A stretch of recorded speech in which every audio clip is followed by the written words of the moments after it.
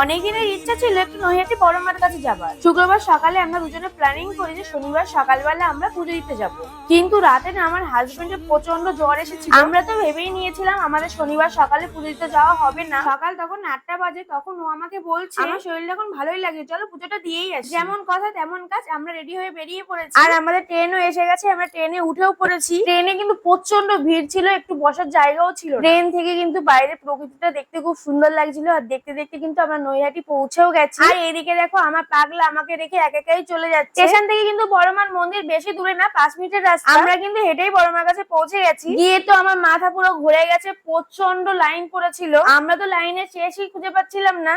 1 থেকে 1.5 কিলোমিটার দূরে গিয়ে আমরা লাইনের শেষ খুঁজে পেয়েছি। এতটা ভিড় প্রতিদিন হয় না, শনি মঙ্গলবারে এতটা ভিড় হয়। যেহেতু আমরা শনিবারে গেছিলাম এই জন্য এতটা ভিড় ছিল। আরো সেদিনকে ছিল পূর্ণিমা, প্রচন্ড রোদ্দুর ছিল। আমরা যখন বড়মার কাছে পৌঁছাই তখন বাজে 12টা। এতটা লাইন দেখে আমরা তো ভেবেছিলাম আমাদের বাড়ি যেতে সন্ধ্যা হয়ে যাবে, কিন্তু না, আমাদের লাইনটা ভালোই তাড়াতাড়ি টানছিল। তোমরা যদি কেউ পুজো দিতে যেতে চাও তাহলে না একটু সকালের দিকটা যাবে, সকালের দিকটা না একটু ভিড় কম হয়। আমরা ভেবেছিলাম একটু সকাল সকালই যাবো, কিন্তু তোমাদেরকে তো বললাম আমাদের যাওয়াই হতো না। হয়তো বড় মা চেয়েছিল, ওর জন্য আমরা যেতে পেরেছি। তোমাদের সাথে কথা বলতে বলতে দেখো আমরা মন্দিরের সামনে চলে এসেছি। মন্দিরের সামনে এসে আমরা ডালাও নিয়ে নিয়েছি, ভিতরে আমরা ঢুকে গেছি। তোমাদেরকে কি আর বলবো, লাইনে দাঁড়িয়ে তো খুব কষ্ট হচ্ছিল। 2 ঘন্টার কষ্ট 1 নিমিষে শেষ হয়ে গেল মায়ের মুখটা দেখার পর। আমাদের কিন্তু পুজো দেওয়া হয়ে গেছে, আমার অনেকদিনের ইচ্ছাটা পূর্ণ হলো। মাকে পুজো দিয়ে কিন্তু আমরা গঙ্গার ধারে চলে গেছি মা গঙ্গাকে পুজো করার জন্য। অনেককেই দেখলাম গঙ্গা থেকে স্নান করে দণ্ডি কেটে মায়ের কাছে যাচ্ছিল। গঙ্গাতে আমার পুজো দেওয়া হয়ে গেছে।